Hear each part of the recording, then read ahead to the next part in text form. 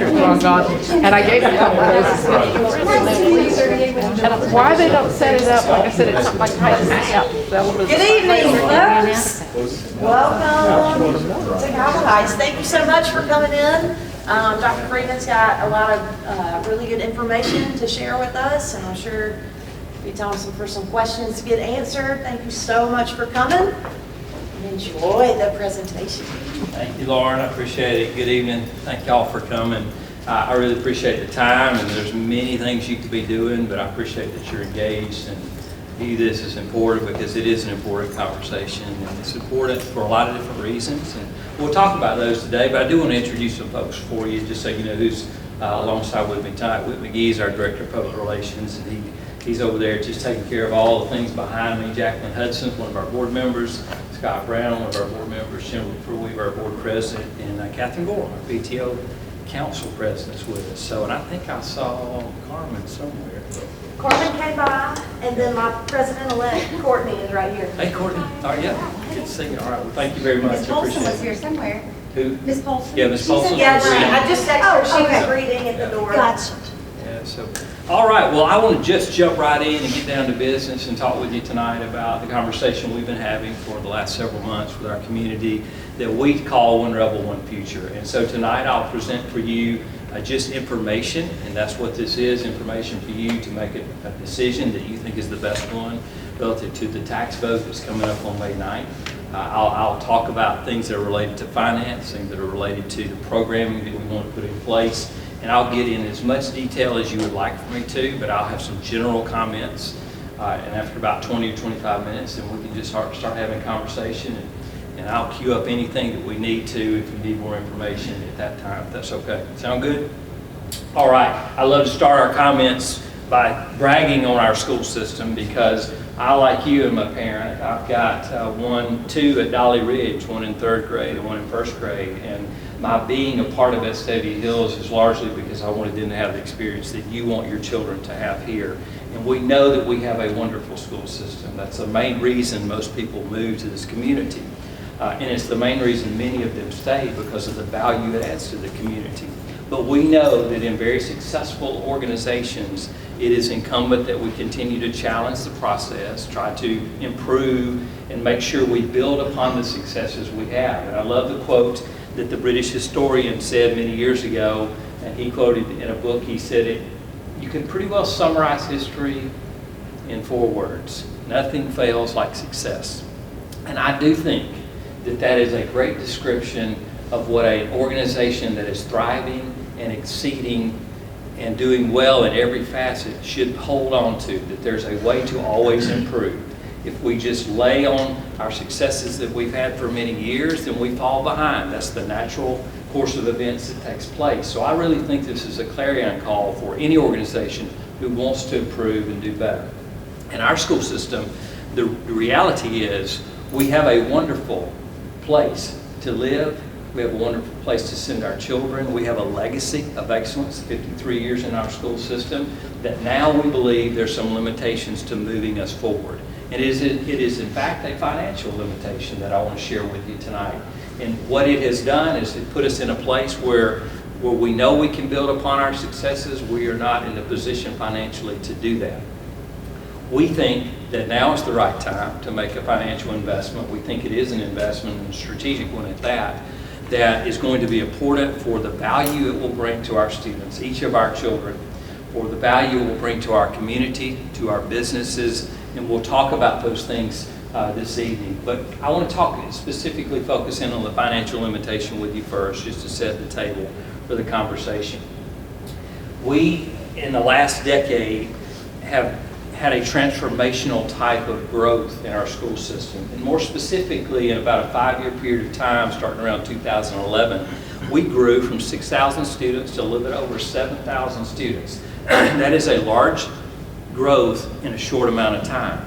Now, since that period of time, we've been right at above 7,000 all of the years since. But that big spike caused us to have to react to what we knew was coming down the line anyway, because we had annexed communities and we were growing, so we knew that there were things we would have to do. So as a result of 1,000+ students, we had to add additional space on campuses. We are sitting in one of the products of those spaces because this school needed some work done with a library facility as we have now. It needed a new gymnasium. There was a cafeteria expansion, a classroom expansion behind us. We added classrooms at Liberty Park. We added classrooms at the high school. And we bought a campus from Hoover so we could create a new middle school across town. That allowed us to move freshmen off the high school campus and give us more space there. And so those were really strategic purposes that our board, I think, made really wise decisions on. And then we bought another campus from Jefferson County, which is now Dolly Ridge. And what that did is allowed us to have 5 really good campuses to have K-5 schools. This school had been a K-5 for a long time, but the schools on the 31 side of town were divided in K2 and 3-5. So that allowed us to go all K-5. All of that was a big investment in capital to accommodate the growth. We also had to accommodate the growth with people. And so what we most focus on when we're doing budgeting is how we can use people to serve our students. The majority of our budget is in salaries and benefits. And we added staffing to accommodate 1,000 additional students. And so when you think about a decade such as I have here, where we have risen in the revenues we get, and in fact significantly, we've had growth in the revenues. And you know this because you're paying more. And if you've lived here at least a decade, what I'm referencing, every year you're paying a little bit more in property tax. We all get the cards in June, and that's how it works. And our property values are moving up, so we pay more. So we are getting more revenue in half for this decade. We're also spending at the same rate for the reasons that I outlined to you. And it's largely the people that we have in our buildings, which is a great investment. So one layer deeper, talking about the people, when you look at this graph, you can get an idea how this tracks with revenues and expenditures. So the red and the blue lines are revenues, expenditures. And just to make this simple for you, they basically track together. But in 2019, our expenditures really jumped up. And that is because the board had planned to have a large reserve that it would spend down as part of the construction that took place to accommodate the growth. And so that was just a blip in it, but we knew that was going to take place. We didn't have to borrow as much money because of the board's prudence to save dollars. Nevertheless, that's what that difference is. But when you look at both of those lines, the green bars are the people. That's our salaries and benefits in our general fund, and it tracks up, just like I said, it does because of the number of people we're staffing now. And one of the bigger issues is that 5 of the last 8 years, we've awarded raises that are state mandated raises. Now that's a really good thing because we want to keep our best teachers with us and we want to make sure we stay competitive with salaries. We have to raise salaries according to the state schedule. We're going to do another one this year. So in 9 years, we will have 6 raises. And where that really becomes important to remember is because we live in Vestavia and because we give a lot of support locally to our schools, we're able to fund 110 additional teachers more than the state provides money for. So we pay for all of that plus the additional raises that are given to us. And so you can see how it tracks. And I just wanted you to see what that graph looks like. With that in mind, I want to share with you what we have been talking about over the last 3 years. In fact, soon after we finished a strategic plan, we started engaging with parents in the community, community leaders, business leaders, students, faculty, asking a lot of questions about what we could do to move our school system forward, to move it to a new height, to build upon our success. And I like to caption it this way, that our students are giving us really good information, and it really should be the foundation of what we do to move ourselves forward. And I think this is a really good slide to talk about because it's a celebration slide. This is the success of Vestavia Hill City Schools. 86% of our students last year who took an advanced placement test received a score high enough to give them college credit. And that's the highest we'd had in the past 5 years. That's a good mark for students. A lot of students getting college credit while they're in high school. $44 million last year were awarded in scholarship offerings to our seniors. That's the most we've ever had offered to us. I think that's tremendous. This year, 21 of our students were named National Merit Semifinalists. And that's based on them completing a certain score on the PSAT, and it begins to qualify them for scholarships. 20 of them were named as national merit finalists. And so the scholarship implications there for those kids are tremendous. I mean, they will have great opportunities with scholarship dollars. And that, by the way, is the highest number of national merit scholars in the state of Alabama among high schools. That's really impressive. I mean, that's a great result of what we see in Vestavia City schools. 75% of our students who go to a college in Alabama will finish in 6 years. That's the 6-year graduation cohort rate. And while that may seem meager, about 60% national and state is what you'll find in average completion rate. So we perform much significantly better than peers and students across the nation within our state. All of those are great indicators. We are number 2 in test scores in the state of Alabama, and if your kids are like mine, I think they are, Mr. Esback, we've been testing in these last few days, and we're going, yeah, we just, my kids love it, I'm sure yours do too. Well, the test gives us this indicator. These tests, they're taking ACAP, they're doing ACT at some point in high school, and all of those make us number 2 in the state in terms of test scores, only to our neighbor right behind us here. Well, we're really close to them, by the way, in terms of all of our scores, but where we learn from our successes is right in that area, because if you look below the averages of our test scores, you'll find math and science. And so we know that we have an opportunity to improve just because of our students' performance. They're saying to us we've got an opportunity to grow here, and if we raise the lid for math and science, then there's a ripple effect to all of these other things: scholarship offerings, AP scores, college completion rate, national merit semifinals. Those have major implications. So our students' performance tell us good information. Pair that with what our students are choosing to do. This is a good slide because this is an example of what our students do that makes them so well-rounded. Because nothing on this board is anything they have to do to graduate high school. These are things they choose to do because they see some value in it. So talking to you about math and science, 45% of our 2021 graduates chose a STEM-related major when they went to college. That's, of course, is science, technology, engineering, or math. And more specifically, it was mostly engineering and healthcare that they chose. But clearly, when almost half of your students are choosing a field that's related to the science and mathematics, they find great interest in it. And remember, we have an opportunity to improve, so say our test scores in science and math. So when you put those together, that's an obvious opportunity for us to grow upon our successes. 91% of our graduates last year, 9 out of 10, chose to take a foreign language, at least one, and most of them took more than one. Not because they have to, but because they see some value to what it does for them when they go to college, when they get into their careers, whatever experiences they think help enrich them. The reality is they see value in something they don't have to do, both of these things. Well, speaking about athletics, 1 in 4 of our students are participating in athletic events. That's 25% of our students. 2/3 of them are participating in a fine arts or performing arts. And many of you are in this room have kids that are involved in those programs. They clearly see value in it, and so they participate in it. And that's good information for us, because when I look at that board, you're talking about STEM, you're talking about humanities with languages, and you're talking about arts and athletics, which complement that academic core. And all of them give certain skills to students that they need to be successful.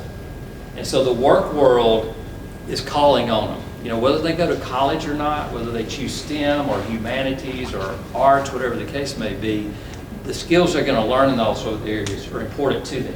So what about the future? Well, clearly our students are on the right track. Because if you look at the most in-demand jobs in the United States, you're going to find those to be dominated by STEM-related fields. These areas dominate what are the in-demand jobs. And if you look at what the most chosen majors are of college freshmen, they're going to align with this. So there's a trend, obviously, toward this area. We know we have an opportunity really to do something special here as it relates to what our students are telling us in their performance and in their preferences. Well, moving away from students a moment, there's also the idea of making sure they're in great places for learning. And our facilities have something to say as well. Our facilities are about middle-aged. If you look at this campus, it looks similar to what you'll see in a lot of our campuses. We have some new, and we have some very old. And Some of our new is really nice, some of our very old needs some attention to it. But a 1.3 million square feet of space exists on our campuses, and all of that requires maintenance and upkeep. And I want to remind you that over the last decade, the board spent its reserves and spent a lot of investment in putting together a program to accommodate growth. And so now we're wanting to look at what we have, the facilities that we have, and see what we need to do with them. And all you have to do is look at some images of these and know that we have opportunities to improve. 239,000 square feet of our roof needs to be replaced, some of it's on this campus. Over half of our heating and air conditioning systems, most of the ones that are sitting in the middle of this campus need to be replaced. That's over half of the units in the school system. Mr. Esbach can tell you about hers now because it hasn't run most of the whole year. That's one example, including today. 90% of our light fixtures have passed their useful life, which means that they would cost us less if we could invest in new and save energy on those. Those are just a few examples. You can look at science labs like this one at the high school. It's a chemistry lab. That certainly is one example of several of the labs that need some attention. You can look in bathrooms. If you're a charter member of Vestavia Hills High School and you were part of the original buildings, you would see some of the same bathrooms if you went in there today that we had in those days. So clearly there are things on campuses that need some attention. All you got to do is look at them. They give us good information. Well, thinking a step further as it relates to facilities, it's also important that we create campuses that have comparable facilities. And I don't mean exact and alike, because this is a special campus because it's unique to the other 5 elementary schools. It has things that they do not have, and they have things that this facility does not have. But there are some comparable pieces they all ought to have. And I want to show you some illustrations of that. Our 2 largest campuses in elementary grades are East and West. They are our original campuses in our school system, not built for the number of students certainly that they have today.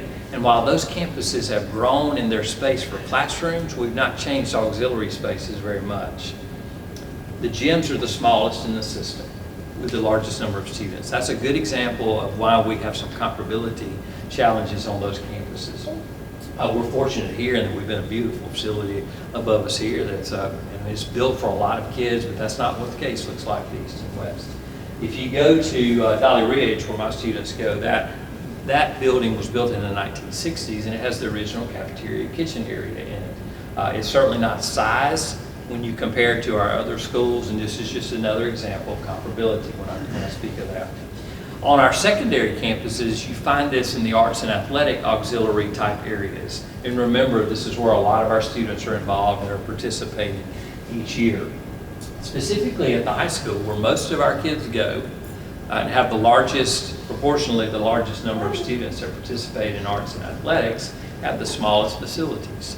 The band room at the high school is the original band room that was built to accommodate 100 or so students in marching band, and this year we marched over 280, and that's fantastic, but they can't fit in the band room.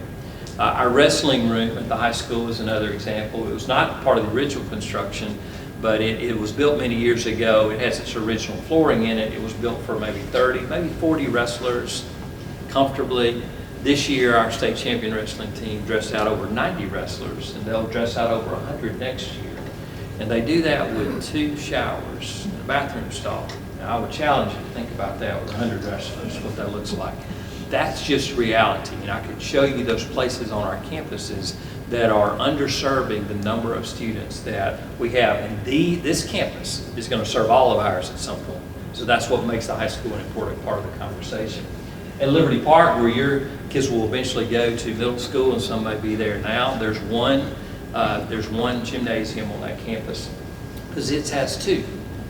But even though Pizzitz has twice the number of students that Liberty Park has, Liberty Park still has the same needs for gym space. They have the same number of competitive teams, and so they have the same need of space. 1 gym in that part of the city. So if you think about what Pizzitz is able to do, is Pizzitz is able to have boys PE in 1 gym and girls PE in another gym. That's not the case at Liberty Park. It would be nice if it were the case. It is a good example of the incomparability that we have on those campuses. So with that in mind, I would like to share with you what we have been doing in preparing for these conversations is deciding what are the priorities that we want to look at as part of 1Rebel1Future. And we focus on profound learning for our students. That's our core work, and we do that in vibrant facilities for learning. And I'd like to break those down for you, if I can, for a few minutes. The first one, profound learning opportunities. We all recognize that is the core work that we do. This is why our kids go to school. It is about learning. And we want it to be profound, impactful, transformative, all of the things we think are important. So knowing what our students have told us, what their preferences are, how they're performing, we're wanting to take the programs that they're interested in and bring them down to the elementary grades and start our kids' experiences early. So if we're successful on May 9th, beginning in August of this year, this campus, along with all of our elementary schools, will have a new STEM special added and a new world language special. So during the course of a week, or ever how much stress-packed schedule is, they'll have a rotating schedule of arts, one day music, library, STEM, languages. So we're specifically speaking to the things that are important to our kids, and we're giving them enrichment in the arts, in the humanities, in STEM. And so all of the skills that we have said are important get to started early. And if you're bringing a kindergartner to school next year, you get 6 years of all of that. That would be tremendous. That would start in the fall. We would also put in each of our schools a way to better support our students. Now, the conversation we've been having about this is how we best support them to confront the challenges that they face that really aren't academic, but affect their academics. And that's where our counseling team really comes in and steps in the gap there. We have 21 counselors in our school system. If we use the national average for school counselors, we need to add 7 counselors to have 1 for every 250 students. That's a large number. And I don't know that we'll add that many, but the point I want to make to you is we know that we have a space to improve the way we're supporting our students. And we do that by better partnering with our parents, better partnering with you to walk alongside you and to instill values, to reinforce the skills that we all think are important in this community. We know we have room for growth there. So at some point during the year next year, you would begin to see elevated resources for our counseling program. We would also start next year with better supporting our teachers through what we call instructional partners. And I can best describe them as a coach. If you think about the athletic venues, a coach is someone really that walks alongside a teacher. They're really not an administrator. They're not, in fact, an administrator at all. They're a peer that I would say is a master teacher that can help all of our teachers raise their bar of performance. And that's what we want, and our teachers desire that. I think you all recognize we have great teachers. We want to continue to grow and make them all better. So we put a partner in each of our campuses, and we would start that in the fall. So this is our priority on the left side. We're able to do this immediately. The longer term conversation is what we do with our facilities, and we want to focus in 4 particular areas. Safety and security is priority number 1, as it always is. Accessibility on our campuses is important. The healthiness of our facilities are, and the comparability issues that I mentioned a few minutes ago are. So I'll talk more specifically about those with you in a moment. I want to, I'll go ahead and summarize these, and I'd like to ask Ms. Dressback to talk to you specifically about Cahaba Heights. What you see here is a listing of projects that would take place over a 4-year period of time. If we're successful on May 9th, we would start the processes to move forward with this. We have already approved architectural agreements, our board has, that outlines our project and budgets and so forth. We're not doing anything necessarily with them yet because we need to know an outcome. We just want to be ready to go if we're successful. And so all of this project scope over a period of time will be divided up in such a way that looks like this. We'll do HVAC, heating and air conditioning, roofing, other energy type improvements, lighting, retrofits, building envelope, all of the facility things I've mentioned as it relates to bathrooms, canopies, things of that nature would happen during that 4-year period of time, and each of our campuses would be touched in some way by that. And I would point out to you that an important part of this conversation is if we do the energy improvements alone, which is roofing, lighting, mechanical systems, our partner estimates that we would save $1 million in cost each year. Well, that allows us to use funds better to better serve our students if we have more efficiency in our buildings. So that's all happening, and then we have a couple of phases of what would be the newer type things that would take place. The winter of 2023, we would start work on a kitchen at Dolly Ridge. We would start on classroom additions inside the facilities at East and West, and also gym expansions. The following year, winter of 2024, we would go to our secondary campuses where we would work on gymnasiums, arts, athletic type spaces on those campuses, and all of this over about a 4-year period of time. I want to pause here for a moment because I'd like Ms. Dressback to talk with you about what she has said and has identified in all of our planning processes are the priorities on this campus that we want to give a facelift to. Ms. Dressback, thank you. Okay. So if you were to ask our teachers, if you were to send a survey to our teachers about our building, their number one complaint is going to be temperature control. It's either hot, or it's cold, or it's humid. And if you walk through our building, one of the things that you'll find in our lovely building that's been here quite a long time is you can feel it. You can feel the pockets of humidity as you walk through the building. It's just not regulated well. And if you're a cold nature person, I invite you to come work in my office because it's about 78 degrees in there all the time. And I keep my house at 66, if any of you are wondering how I feel about air conditioning. So that's quite warm for me. So we're going to have some serious HVAC upgrades in this building. You know, as Dr. Freeman pointed out, we're lovely on the bookends. This side of our school, the other side of our school where our gym are beautiful, brand new, wonderful facilities. And then the middle is very piecemeal. It just has been over the years. So we're going to make those upgrades. We've got some interior and exterior lighting upgrades that we need to make in the front, just to put LED lights that are more efficient, brighter, better for our kiddos. We've got some plumbing improvements. We had some visitors in our building. We had an SREB, the Southern Regional Education Board, came through and did some visits in our building. And right before they got here, we were like, wow, it smells really funny. Why does it smell so funny? And we were like trying to like spray stuff. We're like, I don't know why it smells so funny. Well, we had some plumbing issues that we found, and that's why it smelled funny. And it smelled funny for days. It's just an old building. We've got plumbing issues. Wesley, you all know Wesley, he's the mayor here. And he's amazing. But I would estimate 2 to 3 days a week, Kim and I are calling Wesley, hey, the teachers are saying it smells. Can you flush the drain on the 3rd grade hallway? No, I'm on my way. And he's sitting down there flushing the drain. So we would love to see some plumbing improvements. That would be fantastic. Driveway improvements, you probably noticed we've got some potholes. We worked to get the biggest ones of those filled. We've got a sinkhole right here in the front and our handicap parking spot.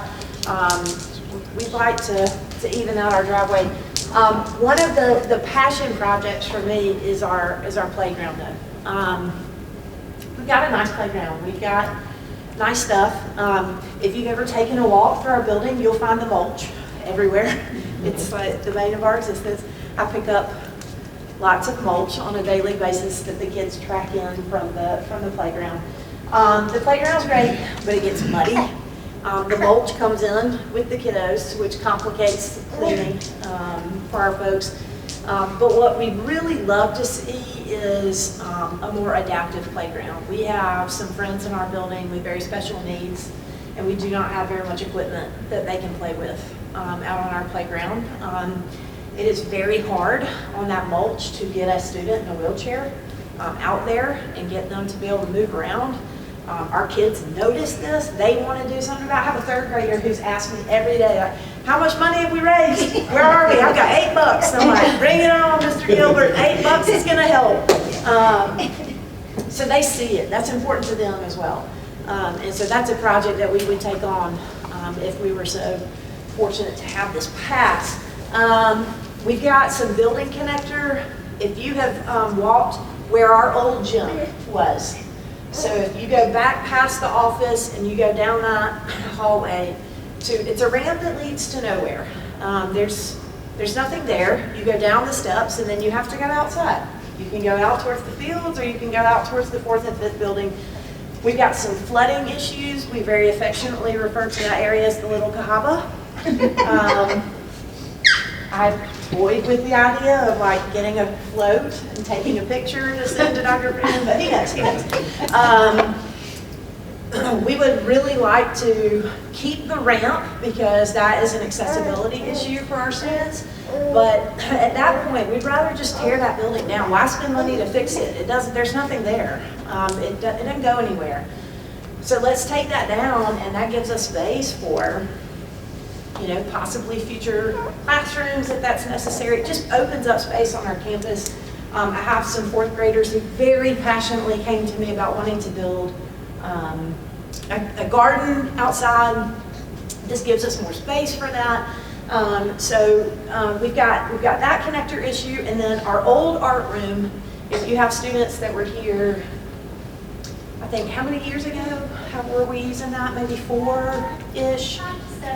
5 to 7. Yeah, I was right close. Our old art room is a nice room. It's a great room, but again, it is not accessible for our handicapped students without going outside. It's an uncovered walkway that they've got to go to get to this space. And we are to the point here that we're needing to use all the space that we have. And so we're even shifting some things around next year to try to use that space with our teachers and not with students, because I don't have a good way to get some of our handicapped students into that building that's not covered. So we would take care of getting a nice cover for that and making that accessible to everyone in our building. So, just it's things like that. I've had a lot of parents who said, well, how's Cahaba Heights going to benefit? Because they see the splashy drawings of all the other things. Yes, in a big, huge way. A lot of it won't be necessarily things that you can see visually, but if you own a home, which you all do, you know how important some of those unseen things are. Your plumbing, your HVAC, your wiring, your electrical, all those kinds of things. We've got to take care of those things, especially if we claim that safety is a big thing for our kids. Those are things we've got to take care of. Last point is we've talked about adding also in a vestibule in our front lobby. If you've noticed, when Ms. Casey buzzes you in to the front, you've got full access to Cahaba Heights right then.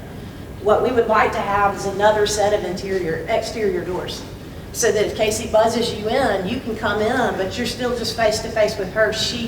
You still don't have access to the school until we verify your identity. We run you through the Raptor system, IdentiKit, all those things, and we make sure you're a safe person to be in our building. So that's another big piece that we would like to see happen if we are able to have this passed. Thanks, appreciate it, Stress back. Let's go back one slide with. I'll speak more specifically to the high school for a moment, because sandwiched in the middle of the projects is the field at Central, and across the way behind the Central Elementary School is a field that's been used for soccer for many years for our little ones. And what we'd like to do is we'd like to make that a tennis facility, and what we would be doing is putting 7 tennis courts in that area. We have 6 at the high school now, but we would put 7 tennis courts inside the track. And we would be able to do some rework of the parking area to make it a safer place. If you've been there during the peak hours of soccer, you can understand how difficult that is. So we'd like to address that. We do have space that we could do things. We visualize the opportunity perhaps to do something with pickleball at some point. That's not part of our original project now, but we have space to do that for one of the most largest emerging sports in the United States. So that's something that could down the line be an opportunity for us.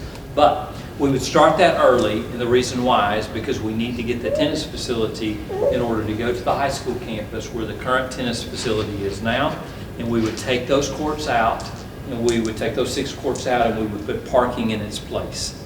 And the reason we need to get parking in its place is because the new projects related to arts and athletics will move into some of the existing parking. So we need to make sure it's all replaced before we get to that project. The project at the high school, in addition to all the facility improvements of what we have now, is we would create a new band room that would be more than double the size of the one we have now. That would allow us to move our choir into the old band room and double their size. It would allow us to have a new black box theater, which we do not have, that most schools that have this type of level of programming have. We would renovate our auditorium. We would put in a new dance room that would double the size of the dance room. It would be above the band area. We would go down the way and we would put a new kitchen in from the original kitchen that we have now. And behind the gym at the high school, we would put in a new indoor facility that would have one space that's 50 yards in length that would be multi-use for all of our sports, for band, for whatever student uses there would be. We would address some locker, shower issues there for male and female athletes in particular, and we would address the wrestling deficits that we have. All of that would take place over a period of a couple of years, but we would have to start at Central first to make all of that happen. So, that being said, I want to talk further now about what it means going down the line. So these are our projects of 1Rebel1Future, and here's what the budget is. This is what it will cost us. $8.2 million a year is the cost for the project. That's an annual budget, so let me break that out for you. 22% would be estimated for academic programs, and that includes STEM teachers, languages teachers, instructional partners, counseling resources. All of that is in that line item. We would have 17% of the project that would be for operational costs, and that would be additional custodians, maintenance staff, the general operational needs you have when you have more space, such as insurance, utility costs, technology, security, all of the things that go into that. So this side of the chart is personal cost, really. It's about 39% of the project. On this side would be debt service on about $100 million estimated of construction cost. And that would be $5 million a year that we would pay over 30 years. 17% of the annual budget, $8.2 million, would be for the arts and athletic spaces at the high school. That's a really small portion of the overall project, but I think it's worth noting that. 44%, almost half of the project would be for improving the spaces that we've talked about, much of what Mr. Espak said, the 4 priority areas that I mentioned to you earlier. That's the cost that it would for the board. And what would it cost the taxpayer? This is important information as well, because it's very easy sometimes to misunderstand calculations related to millage, and I don't expect any of us to know that well, but the bottom line is you need to know what it costs you. What's the impact that $8.2 million is? It's 9.8 mils of additional property tax, and what that would look like for you, depending on what your average home value is, tax assessed value is this, and it's by the year and it's by the month that you can see.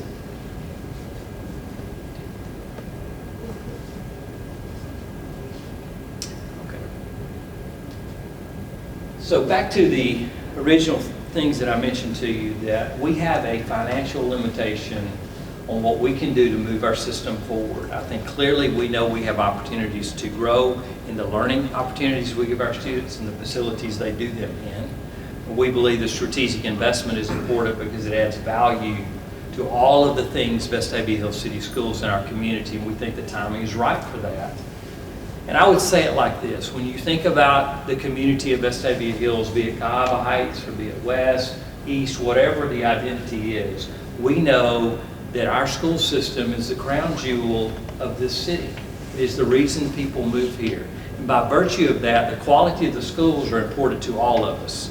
Whether you have children in school or grandchildren in school or no children in school, the school system's success will have a ripple effect, because it impacts quality of life, it impacts the economic vitality of a community, and it affects property values. And so that fits everybody in some way in a community. That's why this is a value proposition. That's why it is an investment. And if the school system continues to raise its level of performance, and I have no doubt it will, then that raises the bar for all of those other things that make our community a special place to live. So with that in mind, I want to say just a concluding comments and then answer any questions that you have. The vote is scheduled for May 9th. It is fully ready to go. You have probably received by now, and if you haven't, we will in the coming days, a card in the mail that says where your polling location it is. It's important that you vote. And it's important that you be informed about what you're voting about. And you have to make the decision as a voter what you should do, whether you vote for or against. That is a decision you make. My only job is to present information for you so you can make an informed decision, and I really want you to do that. That's to exercise our civic duty and rights, and responsibility is to vote. So I hope that you'll do that, and I hope that you will take some time, if you want to study more about the plan, to go to 1Rebel1Future.com. And it's on that website you can get really a lot of the information I've given today. There's about an 11-minute video of what I've just covered in this length of time that you can see. It just gives you the highlights again of what I've talked about. There's FAQs on there that can be helpful for you. There's a calculator on that website where you can go and type in what your tax appraised value is, and it will tell you what you would pay from the 9.8 mil increase. That's a really important tool as well. So it's full of good information, I think, that will be helpful to you in making a decision. Okay, I'd love to pause here and answer questions that you have.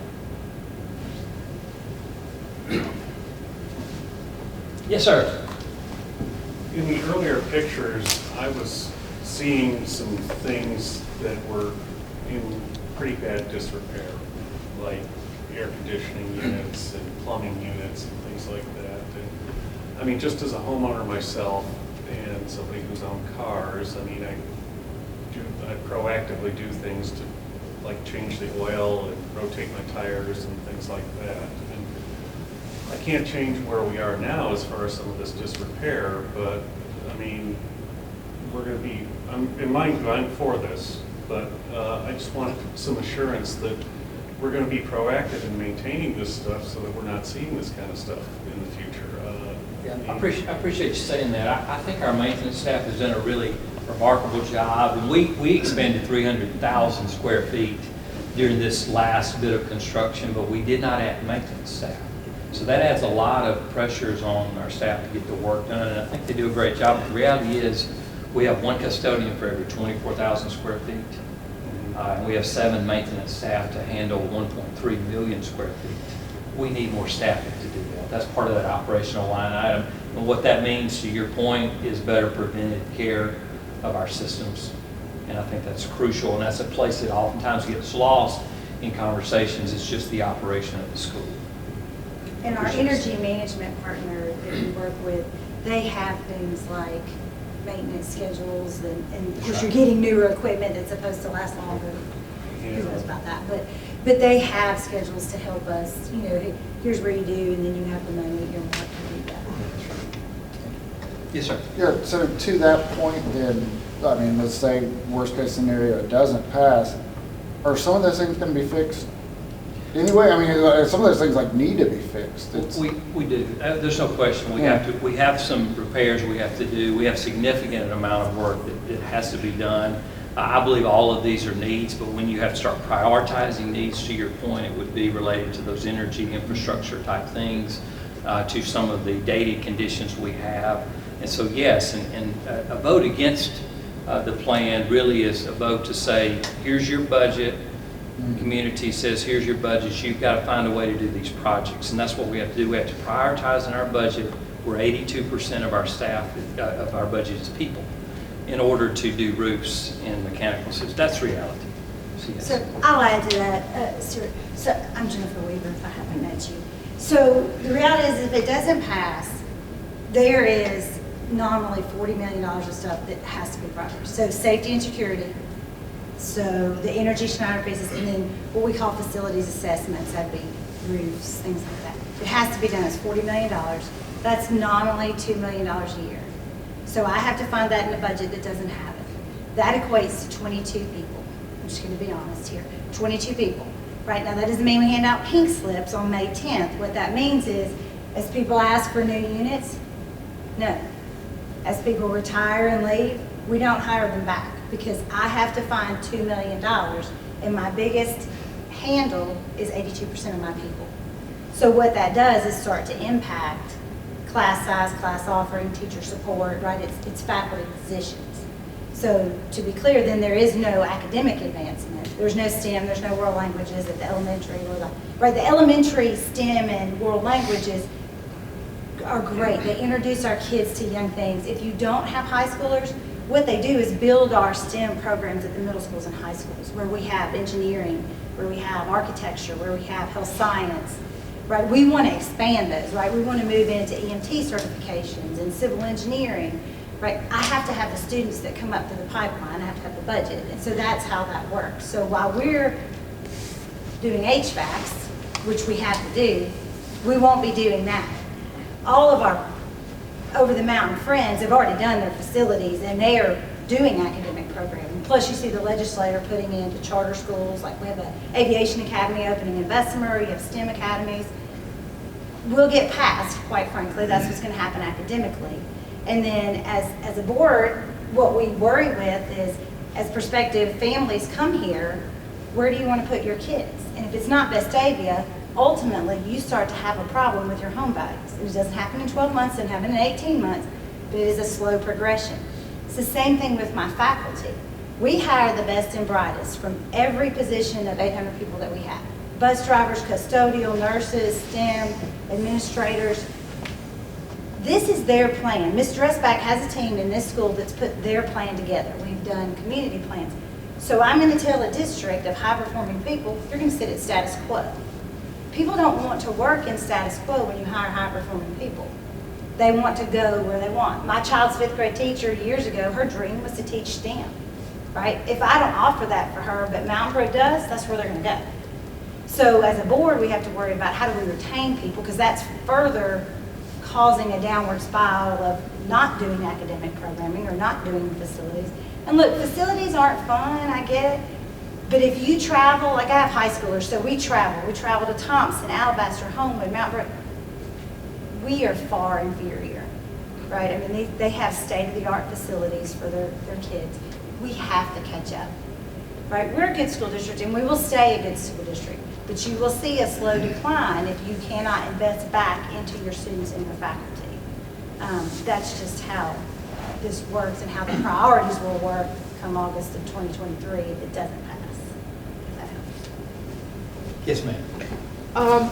You mentioned the playground here and access for disabled children. How much of this new tax would go toward being ADA compliant, making sure those kids with disabilities get the help they need? Yeah, the accessibility piece is an important part, and depending on the campus, some needs are more than others. And Ms. Dressback mentioned some of the needs with adaptive equipment and things like that on playgrounds. We have other facilities that need elevators, or some that need pathways down, or some that need parking. Just depends on what the facility is. So that's really just by campus. The exact amount, I can't exactly tell you that, but that is a priority piece for us, that we address accessibility. But it's just going to vary depending on the campus. And I'd like to point out that there's nothing on our campus that is not ADA compliant. We're compliant. We can get our kids everywhere that they need to go, but there's a big difference between being compliant and being for kids. So we can be compliant all day long, and we still can't push a wheelchair through that mulch very well. So there's that's why that's a passion project of ours, because we don't want to do the bare minimum. We want to have the best for all of our kids, and our kids want that. Our kids want the best for all of our kids. So there's nothing that we have to do to be ADA compliant currently, but there's certainly more that we can do to create the best atmosphere for every student in this building. Jennifer might be able to answer this, but what is our current debt servicing on the last capital project? So we have the. It's about, you can take it, Go ahead. it's $5 million a year. Okay. Yeah, it's $5 million a year. And And is that's based on a debt service that largely was accrued around 2016 when we did the bond issue. And that has I think about 25-year life left on it. Okay, and then second part to that question. When we did the assessment of facilities, I believe it's another 5 years, we're going to need an elementary school in Herndon Park. How is that feed into this? So we have a 25-year debt service, we're about to have a 30-year debt service. Then we have a school construction Yeah. that's going to add to the budget from not only land, construction, Yes, sir. and operation costs? Yes, sir, good, really good question. The Bray development in Liberty Park that the city council approved last year, it is going to result in about 1,000 students of growth when it's fully built out, according to the developer's estimates. Now, how quickly that occurs, that remains to be seen. 5 years is what we operate on, but I'm not sure it will happen that fast. There's a lot of factors in terms of building houses. The reality is that's going to be 1,000 more students by 13 grades, and you generally would estimate those to be out over 13 grades. You're talking about 84 or so students per grade. What that means is that we would have to build an elementary school in the Liberty Park area. There's no question. The board already has 20 acres of property in the Bray. That was part of the negotiated deal with the city. So the property is there and it will be ready for building on it. The building itself and the operation of the school essentially is kind of funded from the Bray development because the property tax, the pro formas we did on that project would say that the property tax raised from the retail, commercial, and house values there will fund the operation of the school. So that's separate from this, but because we know that that's going to be there. Okay, Does that make sense? so the plan is that's basically self-funded. That's Yes. right. We have an agreement with the city that you will hold us even on the construction. Okay. Right, so you will build the school elementary. based on that. Elementary, yeah. And I can go further on that if you'd like me to. The middle school may likely have to have a little bit of an addition, but we've got space to do that at Liberty Park. The high school, we would not need a second high school, and that's something we have really said the last several years, is remember when we bought the Hoover campus Berry, we moved the middle school to that campus, and then we took the freshmen off the high school campus to put them at the old middle school. That took 500 students off the high school campus. So we have room to grow back into the high school. That's why there's not a need for a second high school. And that was a really good move long-term for us to have one high school in our community, because that's a major cost. It's the most expensive operation in a school system, and if you can keep one for a community, you're better served. But that's the ripple effect. Yes to a new elementary school, some improvements perhaps to middle school, no new high school. Yes, If ma'am. they turn that dirt to 1,000 houses in 5 years, I'll be shocked. Right. Yeah, I mean, we We've have been all, moving dirt for 18 months. yeah, we have all seen the development of Liberty Park and how long, in actuality, their plan was pretty short. In actuality, it was taking a lot longer. Yes, sir. And it does this. So I'm expecting it's going to go up and then it's going to flatten back out. I assume that's what's And they're going to slow down. So you just addressed Liberty Park. What about all the other schools? Because when we did the rezoning a few years ago, only 30% of the population had school-age children. So that other 70%, assuming the vast majority of them are seniors, going to be moving out, passing away, everything else, we're going to have young families moving in. So therefore, we're going to have a huge, influx of kids. My daughter currently has 24 students in her classroom, 4th grade. In kindergarten, she had, it was either 19, 20, or 21. That's too many kids already. 24 kids. 16 of those 24 are boys. You can imagine how horrible her year is every single year. She's had, I think it was 23 students last year. I mean, so when we have all this influx of kids, what's the long-term plan? Not Liberty Park, not Bray, I'm talking about east, west, all the kids over on this side. Well, keep in mind that over 53 years, all of that turnover generation continues to occur. And the numbers at East and West are really informative because they generally have stayed in their range for many years.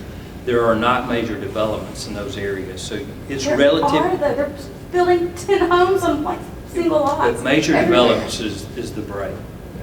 10 homes, when you spread out the fact that you have less than maybe half, if I use a percentage of how many kids are in a home, you're talking about a small number when those pieces are put in. We don't have large developments on that part of town. The development is over here, which we will have to address in a new school. So population-wise, the demography would not suggest growth there. It just would suggest the continual turnover that you have. So that's not something that we have real concern about. If we had a large plot of land like Bray, that would be a different conversation on 31 side. But we do have additional, like West, we will build additional classrooms. So the gym at West. That's right. will move to the gym at the Civic Center, and then that will become like a 2-story classroom, art, right? So we are putting some additional classrooms and some spaces over there, So in you're gonna have addition to auxiliary. 4 to 6 classrooms in the one Civic Center gym at a time, because currently there's 2 to 3 in each gym at one single time. So now you're gonna have 4 to 6 classes in the Civic Center gym. That's what Well, every other elementary yeah. does. All of our, But- and all you of our have your schools have one outside. gym.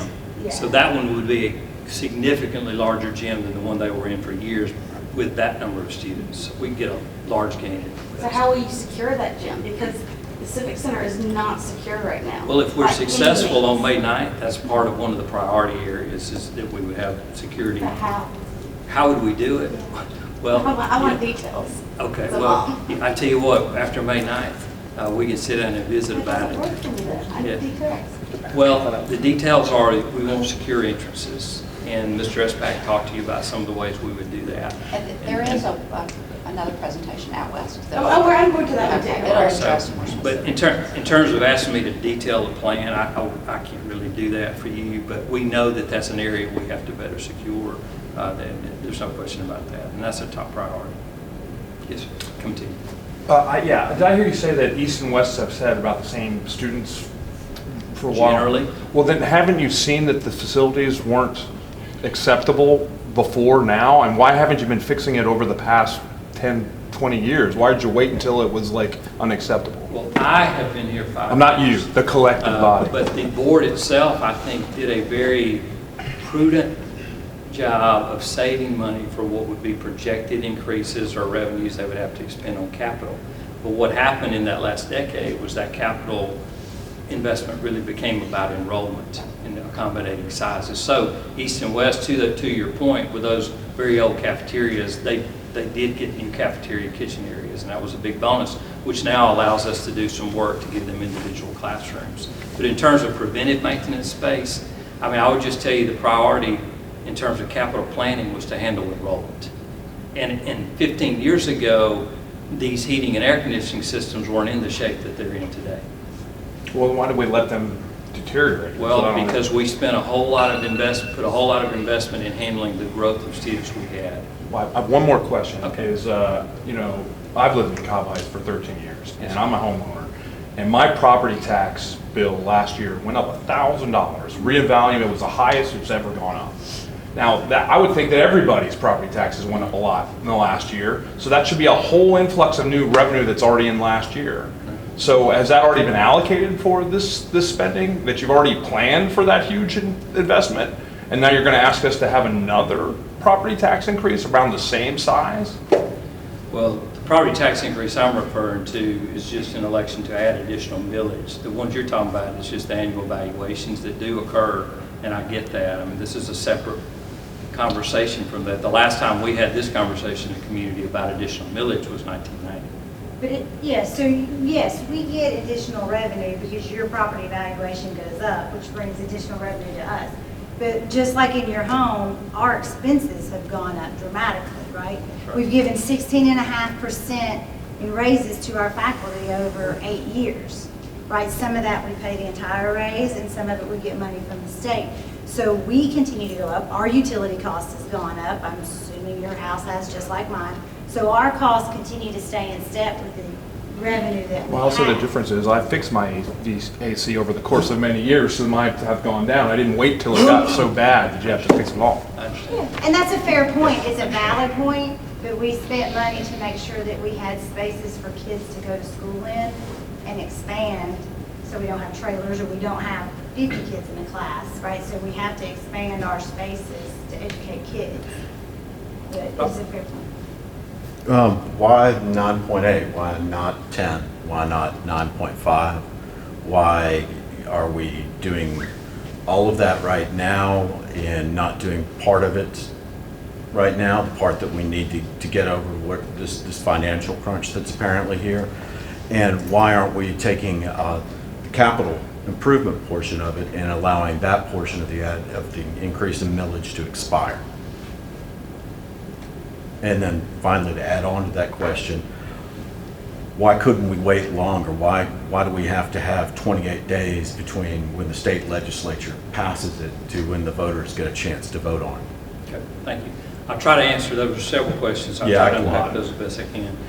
The 9.8 is based on what each mill would generate, which is about $840 or so thousand a year. And what we tried to do is to get as firm a budget as we could, which we came up with the 8.2 million. That dictated the 9.8. So I did not see a need to push higher if we didn't need to push higher. We tried to make a very astute judgment in terms of what our need was going to be. So that's the answer to that question. With regards to the election is on May 9th. And what the timing of that allows us to do is that because we're able to have an election in May and the council canvasses a result, if we're successful, we begin earning those revenues in October in the next property tax cycle. So that would allow us to start our projects immediately. If we have an election after May, we would have to wait to the following October of 24 to start earning revenues, which means we just have to wait on the project to start. So the 9.8 mills, to answer one of your questions, is based without limits to time. In other words, it doesn't expire. All of our other taxes are the same way, and the voters have done that in just recent years and made them not expiring. We would do the same with this one, and it's really for this very reason, because we have a 30-year note, and you can assume that in 30 years, when we pay that off, there will be other facility needs. So it gives us a base to continue to do the things we would need facility-wise. An answer to why wait, why would you just do the construction part? That's the same answer that I gave you. If I just do what has to be done, the 38 or 40 million, all I'm going to do is maintenance, and there will be no academic advancement. There will be no new facilities, which you will continue to fall farther behind. Inflation's a funny thing, right? Prices don't reset. I don't expect the dollar per square foot of construction to drop, right? So waiting, the chances of exponential growth in construction costs get higher, all of which I'm still being passed by from a facilities and an academic standpoint. So We're planning on issuing a bond, right? Yes, sir. we would take out $100 million. So, but this is, I mean, we're expecting rates to go down, but not right now. Well, if I could predict what the rates were going to do, there's probably a lot of opportunities I could have, in the finance market, but I can't predict those. Our financial advisor who works with us and consults with us helps us along the path there. And we do try to factor in what we know where interest rates could be. We try to provide some room to make decisions there. We also know that at best, over a couple of years, interest rates may moderate just a little bit. And so you're talking about such an insignificant amount of dollars in the $100 million that would easily be offset by the increasing inflationary cost of construction. I don't think you gain any advantage by waiting on rates to go down. Where can we see a listing of the individual projects and their estimated costs? The individual projects are outlined on our website under an FAQ. Well, it's actually under facilities projects, so that you can see some of the breakdown, includes some of what Ms. Tressback said today, and then we have a budget framework that you can find in the FAQ as well. And Whit, do you have them Yes. tonight? And you can put them up. Sure. So most of in fact, all of these, except for some of the contingency and the people, have come through the board where we assess the architectural reviews. Schneider Electric's been around since 2021. But this is your academic programs, right? This is your 23 people that will start in August. It's $1.8 million a year. Operations we've talked through, that's 9 maintenance and custodial plus increase. The facilities is $100 million construction, $5 million a year debt service, but we go to the next slide, Rick. That is the estimated architect, when we did the architectural reviews, that's the estimated cost per item. So safety, security, there's your energy, which if you see a reference, it's usually called Schneider Electric, and then any of the upgrades. We tend to look at them as a campus, like what is the facilities at east or west. And so when I say we're doing facility improvements only, not renovations and new, if it doesn't pass, that is things that you would put in infrastructure, but it's embedded in almost all of this.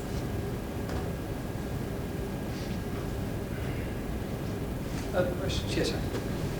What's What's the percentage of the budget for the schools that's from property versus business sales tax revenue? Well, we're almost exclusively property tax driven. Okay, that's what I thought. Locally. Now, the state portion of what we earn, which is almost half of our budget, is made up of a lot of different taxes, sales tax, Sure. grocery tax. I just meant the local. Local is almost Almost exclusively all. property. Okay. Yes, sir. Another question. Yeah. The tennis facility, Yeah. where is that responsibility between Parks and Rec and the city schools? So as far as funding, or is the tennis facility exclusively for use by the schools? Well, the property belongs to the schools, which means we're responsible for the project itself. Well, can't we give the land back to the city and let them do it? We could, but I don't know if they would. They're See for our value. tennis Yeah. athletes at the high Yeah. school. So Okay. we like to own our facilities Yeah. where our athletes Yeah. practice, That's because fine. then we control this. Yeah, we have a shared use agreement with the Okay. city. So like the fields behind us that are the city's fields, we use for whatever events we have. The gym here, same thing. So priorities kind of dictated on the ownership. In the case of the tennis courts, the priority would be our program, but the secondary benefit would be for community. And you get a bathroom. Kind of to Yeah. piggyback off of that, what about all of the new tennis courts they're building right now at Log Park? Right. And I have a child in both soccer and tennis. And so there's a ton of little kids that play soccer at Central, and a ton of little bitty kids that have bedtimes that cannot drive. Where will all of them go? Dolly Ridge is not. I'll pivot to gym. Yeah, because I mean, Luckily, in my that's other it. world, I run rec soccer, But just that's a glorious, huge- glorious. No, but I've got one at Dolly Yeah. Ridge, I've got one, we've used Central, and when my daughter was in kindergarten, I couldn't fathom having to drive her out to Liberty Park and Yeah, back you for wouldn't practice. drive. I mean, we So- stay exclusive, unless you ask, you would say exclusive Liberty Park, Dolly Ridge. We will move exclusively to Dolly Ridge, which But is that a, can't hold everybody. well, I have Pizzitz as well. for my Because it's husband. where? 'Cause I Pizzitz on the was- football field, On the football field? or the outsides of the. Because during softball and track baseball. and during we've got softball going, we've got track, we have Most baseball school teams. activities, so we get, what the shared use does is we get a schedule of when the fields are ours, right? And so, I mean, no practice starts at 4 o'clock in the afternoon, right? So I get the fields at a given time, and then I can slot mine. So right now, I put most of my big kids at Dolly Ridge and Pizzitz, right? So we will keep everybody on the 31 side of town that wants to stay there, you'll stay at Dolly Ridge. Dolly Ridge does not close at near the frequency Central does, because Oh, it yeah, it floods. does. I've had half of our practices. They will, but you're better than Central, right? I mean, and Liberty Park is a little bit better than that, but we need to do some field, right? We can't get our parents quite accessibly to Dolly Ridge. We put the lights up so that we can use it, but Right. we've got to do the accessibility piece there. Although Central has its own issues with accessibility. So that will move exclusively to Dolly Ridge, Pizzitz, and then we use the outfields of the softball field. Well, and another thing I had, so I've got 3 girls, and one in softball this year, which was a total different, a new world to me, where I had to transport my daughter to sports. And last year in track, I had to transport her from Pizzitz to the high school. Okay, high school. And tennis, and then tennis, I see the tennis parents lined up at 2:30 in the afternoon to transport kids during school hours to the high school or to wherever. And so there's an expectation on parents to be able to be there, first of all, at 2:30, to not have the facilities at Pizzitz, and now you're gonna put it on the high school for kids to be bused to Central. I mean, we're gonna just assume that every kid can get themselves there, or a parent can be there in the afternoon to take them from the high school to tennis. That's my biggest hang-up, is that whole tennis Central thing with this whole deal. I mean, it's not uncommon. I have 3, I have 2 at the high school now. I've had 3 athletes come through. But it's not uncommon for any sport to have to transfer a kid across the campus. And the freshman campus does add to that complex moving. But parents transporting them, or? Yes, your kids are not going to be bused from, like if they had, like our softball players, for as long as they played softball, they drive themselves to the softball field. Right. But what Or about the older those- kids drive the younger kids, one of the two options. Yeah. But that will be the same for tennis, the same as it is now for golf, for bowling. Basketball in the off-season will go to the rec center. You know, baseball moves from one campus to the other. So that, right, I mean, when you look at busing, that's a huge cost and a huge infrastructure. As a board, we collectively look at this periodically. We would rather put our money in academic programs or back in more direct ways that affect our kids. So my son plays basketball. The expectation from the coach is juniors, you drive the sophomores. If one sophomore gets left, it's on my juniors. And so that's how, you know, it manages, or as a parent, we do. Look, I live in Liberty Park, and for baseball, we sit out there, we get our kids, we take them to eat, and we drop them off at the field at the high school. So I get it as a parent. I've been there, I've done it, I've shuttled them. I have a full-time job, plus all this fun stuff. So, but it's just part of how it works, but it is a pretty common practice for all of our athletes. Our band does the same thing. They start at one campus and have to move to another.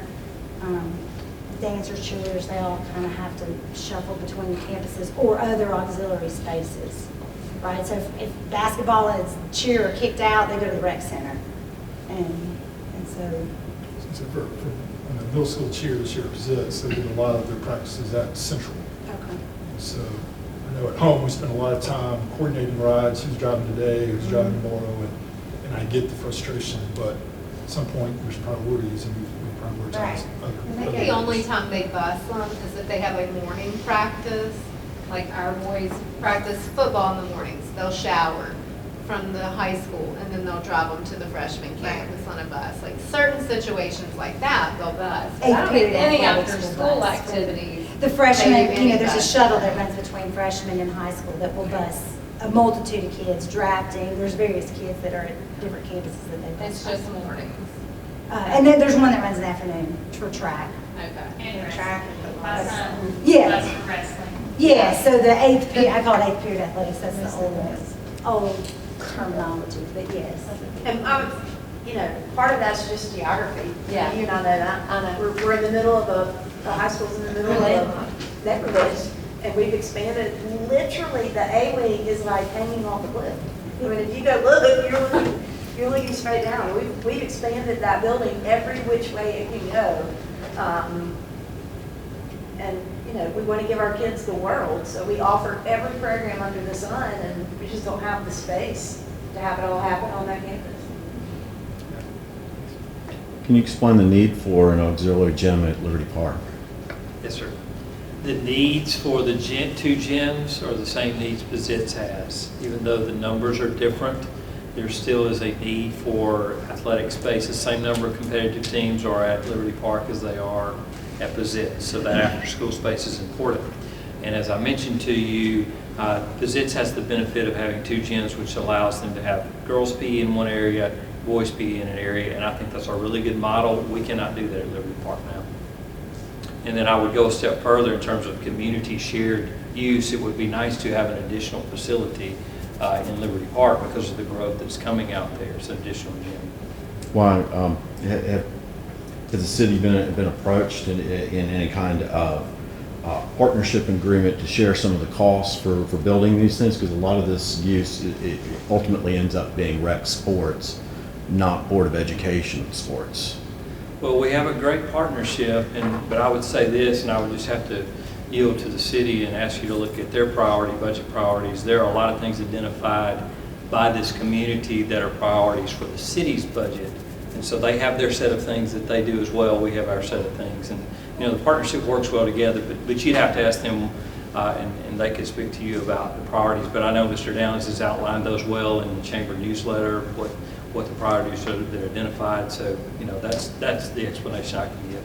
And then One more question about facilities. You have a multi-use facility planned at the high school that has how many square feet for the band room, and then upstairs there's a dance studio, if I'm understanding that correctly? That's correct. How many square feet is that?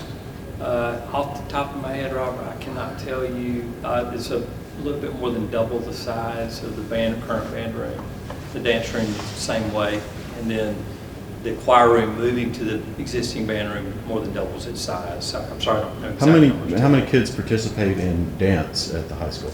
I don't have that number off the top of my head. I can sure get it for you, though. Enough that there are 2 full-time dance teachers. I mean, when Because it's a class, it's an academic class. Yeah, I have a little bit of experience at all the schools. I've been at the high school, been at Liberty Park Middle School, and I can assure you we need a second gym there as I try to schedule everything that could happen at Liberty Park Middle School.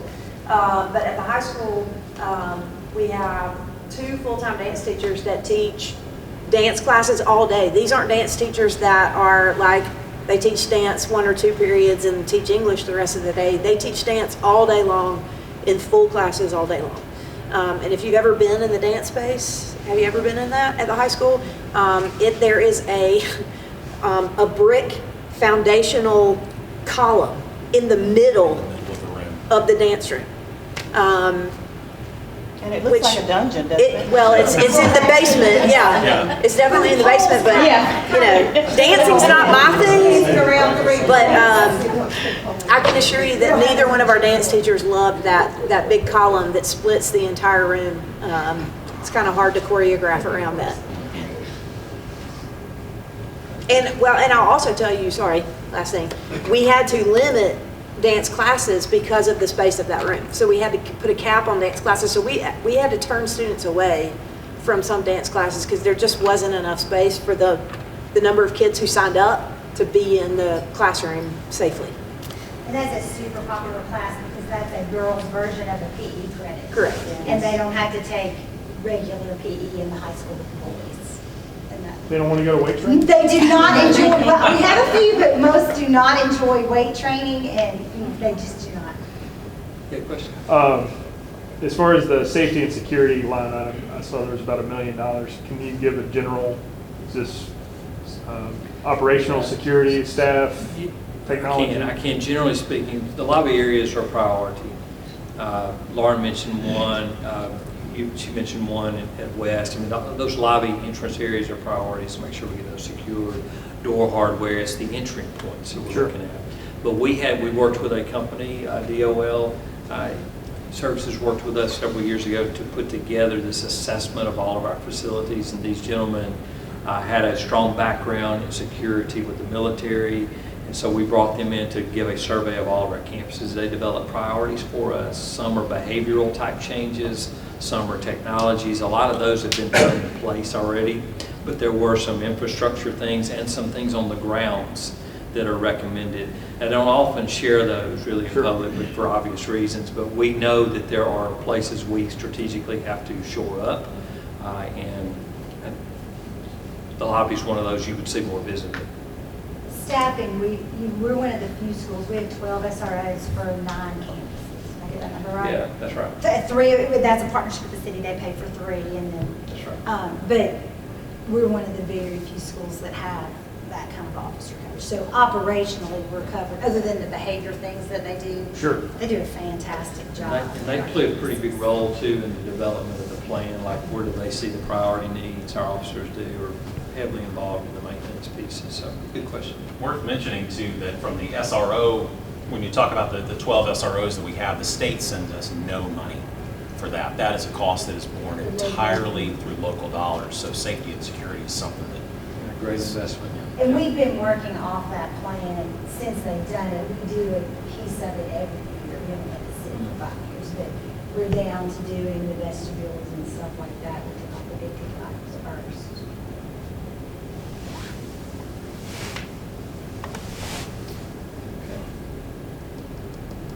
Are great questions. I really appreciate the dialogue tonight. I would just ask you again to remember to vote and vote what you think is best and make the best decision for you and your family. And I appreciate you being willing to come and listen and certainly dive into more information. If you have questions, I'll stay afterwards. If you want to call or email any of us, you can certainly do that as well. We'd be glad to talk with you. Really appreciate your time tonight.